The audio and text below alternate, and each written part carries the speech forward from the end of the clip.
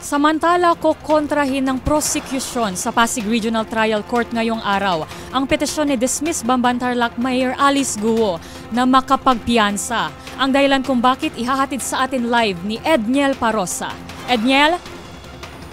Nagsimula na itong panibagong pagdinig ng Pasig Regional Trial Court para sa hirit ni dating Bamban-Tarlac Mayor Alice Guo na makapagpiyansa sa kasong qualified human trafficking. Ayon sa Presidential Anti-Organized Crime Commission, formal na magsusumiti ng mga ebidensya, prosekusyon para kontrahin ang petition for bail ni Guo. Sa bahagi naman ng akusado, sinabi ng kanyang legal counsel na si Attorney Nicole Hamilla ay inaasahan nilang maghaharap ng saksi ang kabilang panig. Kinumpirma ni Hamilla sa DZRH News na via Zoom lang itong pagdalo ni Guo sa hearing habang siya ay nakapit sa Pasig City Female Dormitory. Una nang iginit ng kampo na mahina ang kaso ng PAOK at CIDG para madiin siya sa non-bailable na kaso. Kaugnay ng umunay koneksyon sa illegal na pogo.